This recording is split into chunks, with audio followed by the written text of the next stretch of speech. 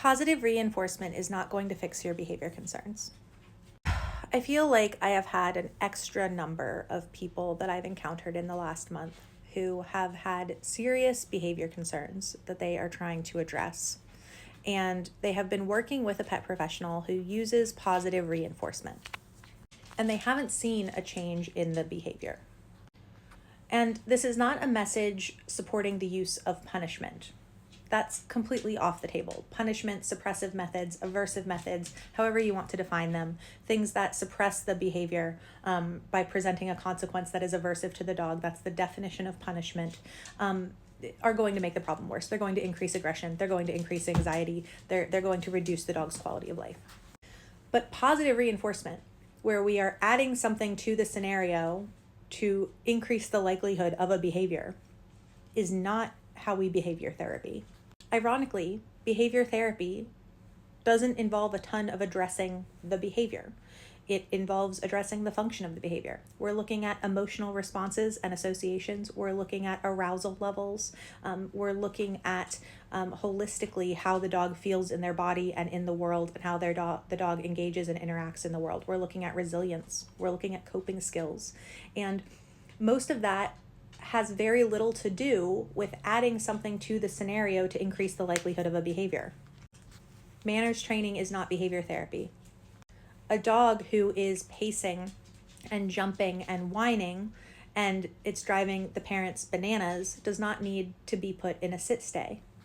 Yes, the pacing and jumping and whining is sustaining and increasing the levels of stress hormones. So in some ways, having the dog stop those behaviors may decrease the stress in the moment because it's no longer being fueled by those attempts at coping. But it's also not helping the dog learn how to actually cope and calm themselves down. And it's not addressing why they were jumping and whining and pacing in the first place. A dog who is afraid of strangers and is biting strangers doesn't need a sit stay.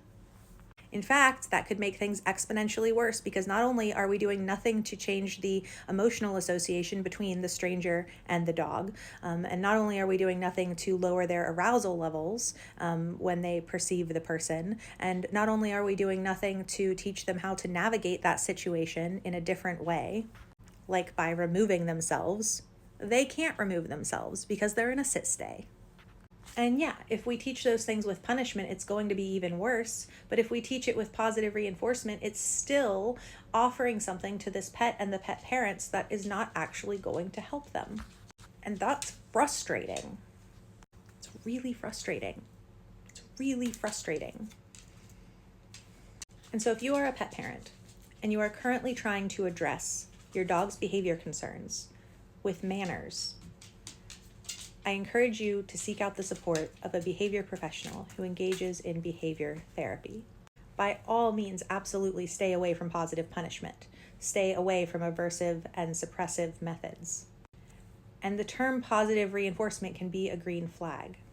But if all we're doing is teaching a dog manners in the face of things that scare them, that's not behavior therapy. And that's not how we get effective behavior change.